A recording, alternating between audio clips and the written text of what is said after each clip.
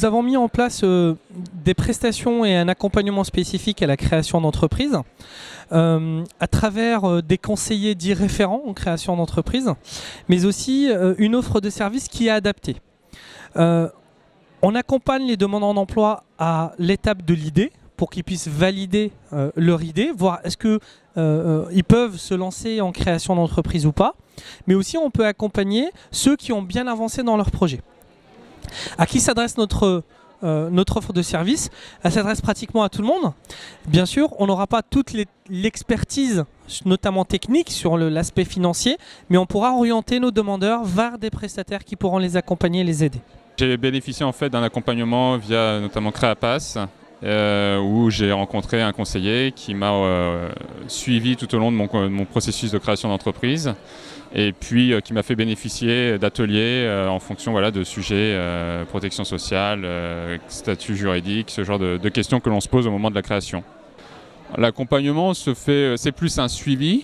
Il ne faut pas nécessairement s'attendre, c'est pas un coaching, les gens ne font pas à la place du créateur, c'est un suivi où de manière régulière vous voyez une personne qui vous demande comment ça en est, où est-ce que vous en êtes et comment, si vous avez besoin d'aide, si vous avez besoin d'avoir plus d'informations sur des sujets pour vous accompagner, pour mieux comprendre les problématiques de l'entreprise en fait. Au-delà de l'accompagnement méthodologique, il peut y avoir une aide qui est calquée sur le droit à l'allocation de retour à l'emploi, donc communément dit chômage. Donc ça peut être le maintien de l'indemnisation pendant la phase de démarrage de l'activité. On continue à verser une indemnisation dans laquelle on retranchera les revenus générés par l'activité s'il y en a. Si on n'a pas, ça sera un versement à taux plein. Ou sinon, en deuxième lieu, la possibilité de bénéficier d'une capitalisation des droits restants, d'une partie des droits restants. Attention, pour bénéficier de la capitalisation, il faut être obligatoirement bénéficiaire de l'aide aux chômeurs créateurs repreneurs d'entreprise. C'est l'ACRE, c'est une exonération partielle des charges sociales. Il existe d'autres aides au niveau national ou au niveau régional. Ce n'est pas directement lié à Pôle emploi, on fait beaucoup plus une orientation vers ces structures-là. Il peut y avoir par exemple des cofinancements en création d'entreprise, donc ce qu'on appelle des prêts complémentaires aux prêts bancaires, notamment via le dispositif NACRE ou via les dispositifs de prêts d'honneur de France Active ou de par exemple par Initiative Entreprise ou Initiative 92. L'entrepreneur est confronté à tout un tas de problématiques auxquelles il n'est pas nécessairement préparé. On n'est pas tous familiers avec le monde de l'entreprise.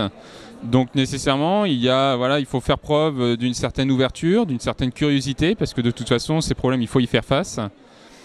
S'ouvrir, s'adapter, se renseigner, être modeste, on ne sait pas tout et c'est bien normal. Donc vraiment s'entourer, prendre l'expérience des autres, aller vers les autres, rencontrer les gens. Il n'y a que quand on crée, on vend quelque chose, on vend un produit, un service, une prestation. Donc nécessairement, il faut se faire connaître, il faut vraiment aller vers les gens. C'est ce qui fait que probablement ça marche, je pense. D'un point de vue général, je conseillerais vivement aux créateurs d'entreprises, premièrement, de ne pas s'isoler. Plus vous serez entouré, plus on pourra vous accompagner, avoir un regard critique, des gens qui vous suivent. C'est vrai que moi, en tout cas, j'ai la chance, en effet, d'avoir une complémentarité, notamment dans un binôme avec un de mes associés, qui lui est très porté sur la technique, sur le produit, quand moi je suis peut-être plus sur les aspects entreprise, commercial. Et c'est vrai qu'il y a une vraie cohérence, moi dans ma démarche, être bien entouré. Alors ça peut être via la famille, ça peut être via des connaissances professionnelles, amicales, et puis ça peut être aussi par des réseaux, des relations qu'on se fait au quotidien dans la création, dans la vie de l'entreprise. Il y a tout un tas de réseaux professionnels, il y a tout un tas d'institutions, les CCI, qui essayent de fédérer des clubs, donc beaucoup de choses à faire, beaucoup de choses qui existent. Deuxième projet, c'est d'être cartésien.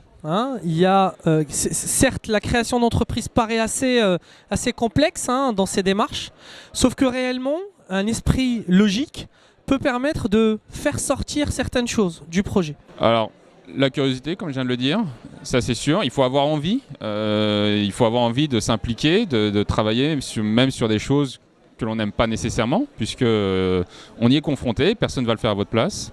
Après, dans les qualités, il faut la persévérance. C'est long, c'est compliqué. Donc, c'est vrai que c'est un combat de tous les jours. Il faut tout faire.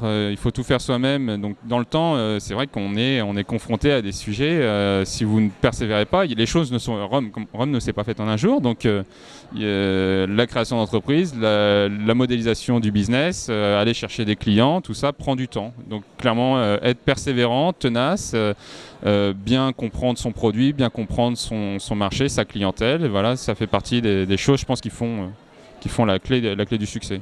Troisième conseil, être bien encadré, être bien porté, surtout au point de vue familial, parce que une création d'entreprise, c'est souvent en dents de scie avant le lancement. On a des périodes de doute, on a des périodes très complexes. Donc pouvoir être avec d'autres personnes qui peuvent vous motiver d'un point de vue personnel peut se rayonner directement sur votre projet. Donc c'est ça les 3 conseils que j'ai à apporter.